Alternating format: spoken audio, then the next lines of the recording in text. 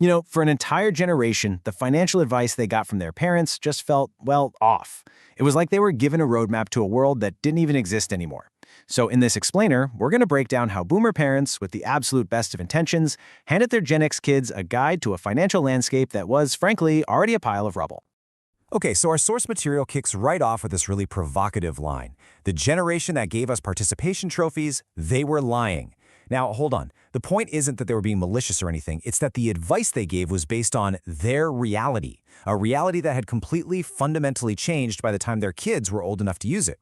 And the core idea we're dealing with here is something called survivorship bias, right? It's this belief that, hey, because I succeeded, anyone can succeed if they just follow my exact steps. And our source just nails it with this incredible image. It's survivorship bias wearing a cardigan. Think about that. It's warm, it's friendly, it feels familiar, it looks like fantastic advice. But it completely ignores all the people who followed that same exact path and failed. Because the rules of the game had totally been rewritten. All right, so let's dive into the first big lie. This was a piece of advice that felt less like a tip and more like a sacred promise. Be loyal to your company, and your company will take care of you. I mean, for the boomer generation, this wasn't just advice, it was practically a law of physics. And wow, the difference between their world and the one Gen X walked into is it's night and day. For boomers, loyalty really was a contract. You got a guaranteed pension, you got steady raises. But for Gen X, that world was already gone. Loyalty suddenly became a liability. Those pensions, poof, replaced by do-it-yourself 401ks. Stable careers? Yeah, right. Welcome to the gig economy. The entire foundation of work had just crumbled. And you can see exactly how it all went down. Back in the 70s, you had the pension era. Companies actually guaranteed your retirement. But then came the 80s. Right as Gen X is getting its first job, this new, terrifying word enters the dictionary: downsizing. And just like that, the loyalty contract was shredded into a million pieces. And today? Well, today, pretty much all of the risk for your retirement is sitting squarely on your shoulders. But here's the thing. The real damage here wasn't just financial. It was psychological. Gen X was raised to be a company man, or a company woman, in a world that had stopped valuing that. So when the layoffs started happening, what was the first question they asked themselves? It wasn't, hey, what's wrong with this system? No, it was, what did I do wrong? This turned a massive systemic economic shift into a source of deep personal shame, and it's created this professional insecurity that has haunted millions of people for their entire careers. Okay, on to lie number 2. And this one was pushed with an almost religious conviction. Just get the degree. Any degree. It didn't matter what it was in, a college degree was your golden ticket to a comfortable middle-class life, period. And again, the two realities are just night and day. For a boomer, that degree really was a skeleton key. It can unlock almost any door to a solid career, and you'd walk out with very little debt. But for Gen X, that same degree became just the bare minimum to even get an interview for an entry-level job, and it came with a crushing mountain of debt that could follow you for decades.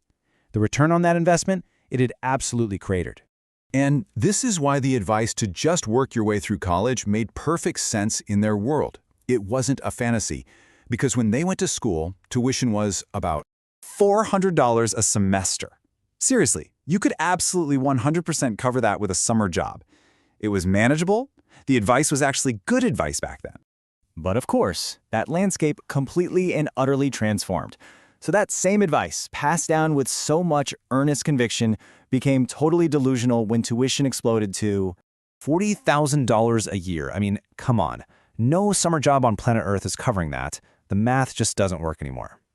The formula was dead and buried, but the advice just kept on coming. So this next one is interesting, because some of the most damaging financial advice wasn't about what was said at all.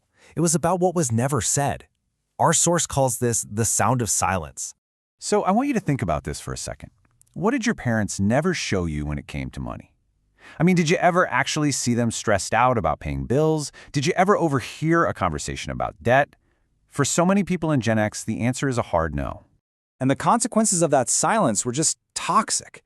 Because all the struggle was hidden away, financial problems started to look like character flaws. You were taught, don't air your dirty laundry in public. So when you inevitably hit your own money crisis, you didn't think, oh, this is a normal part of life. You thought, I'm failing at being an adult. And that created this deep, lasting anxiety that makes it almost impossible to even talk about money.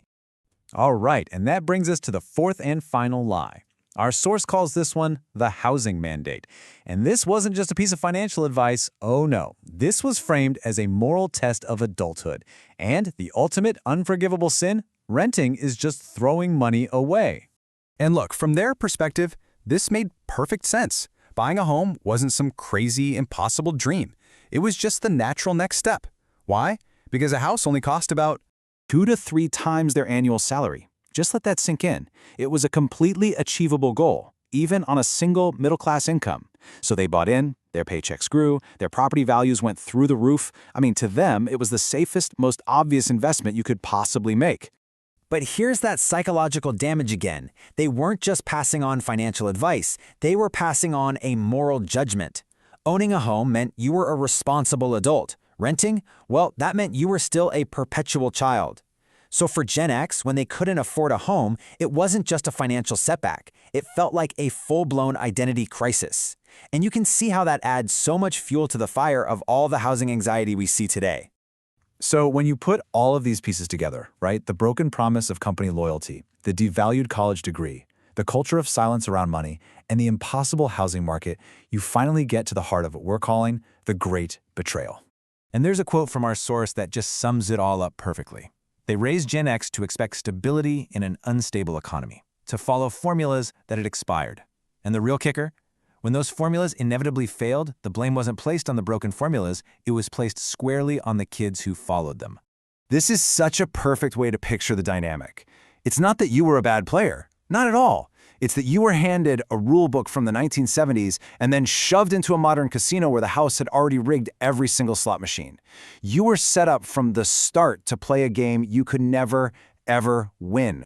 And this is the most crucial point of all. The real trauma for an entire generation wasn't about being bad with money. It was about meticulously following every single instruction, doing everything you were told was the right thing to do, and then, when it all fell apart, being told that the failure was yours, and yours alone. So that leaves us with one last question for you to think about. What was the worst piece of financial advice your parents ever gave you? And I mean advice that they genuinely, truly believed would help you. It's a pretty powerful thought to leave you with.